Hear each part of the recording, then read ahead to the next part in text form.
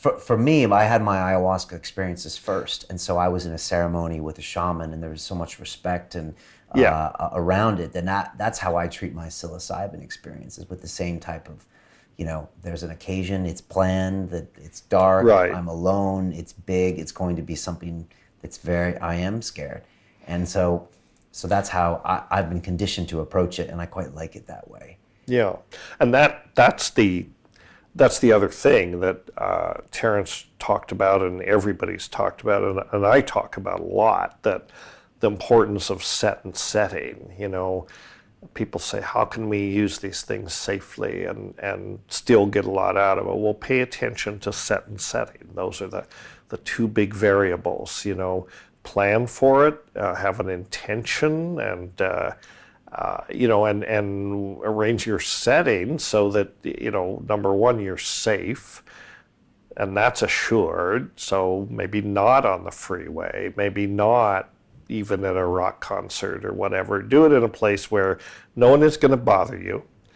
No one, at least, that you don't want to bother you. Not the neighbors, not the local constabulary, maybe your most significant other or something like that could be close by or share it. But setting is important, and intention, and that's part of the whole respect thing. And why am I doing this? What do I expect to get out of it? What are we doing this for? And then the set is really everything you bring to it, who you are, what your expectation is. It's everything. It's you. It's your mindset. Everybody's mindset is different. Terence told me once when we were young, before I'd ever taken LSD, he said, don't take LSD until you've read Psychology and Alchemy by Jung, right? And we were reading Jung at that time. He said, don't take LSD. You'll get much more out of it if you do that. Well, I hadn't read Psychology and Alchemy when I took them the first time, but later I did, and I realized what he meant. I mean, a lot of the things that came up, Psychology and Alchemy is a kind of a good map for a lot of the sort of gestalts and ideas that come up during a psychedelic experience. So setting is one thing, and set is the other variable, which is much trickier, but they're both important. Right.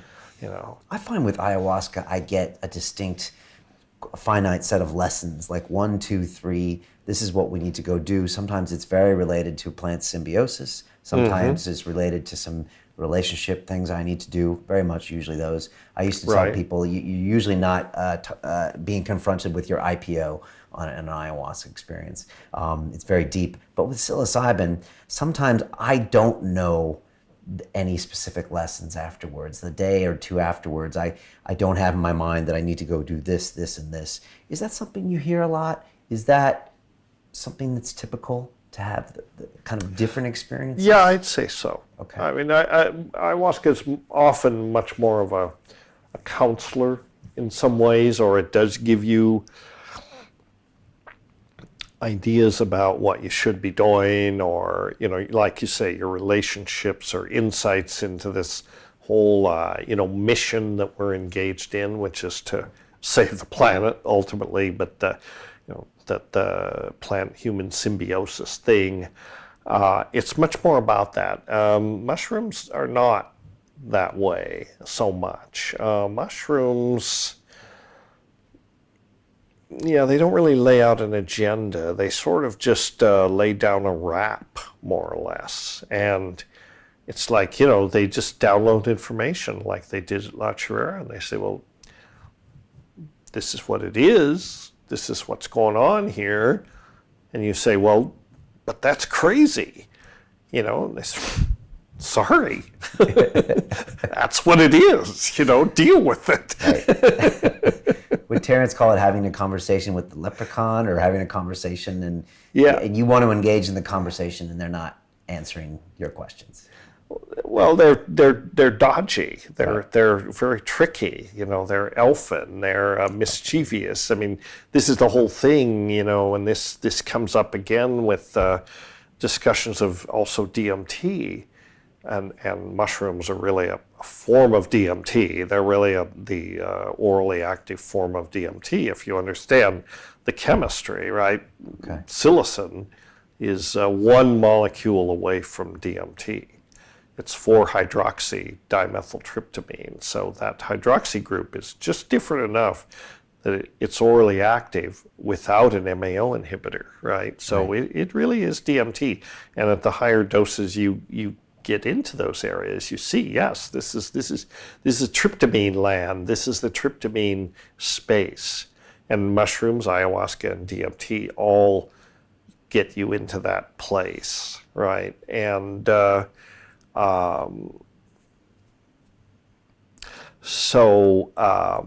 forgot what my thread was. Yeah, I was trying to remember too. So, what were we talking about? The psilocybin and the DMTs. What was I got so entranced, I didn't know what we were talking about. Yeah, but so they're all DMT of that space, but they're all like a little different. I mean, it's sort of you're looking into the same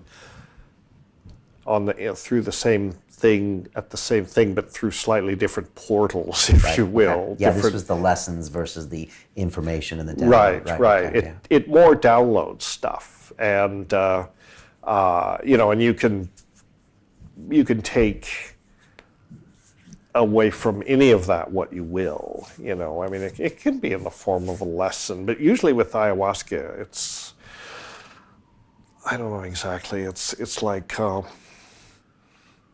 you come away with a sense often that, you know, you really have to do something. You have to change something. You have to change your diet, or, you know, talk to your loved one and get some things straightened out, or stuff like that. And the mushroom is not necessarily, there's not a plan for action.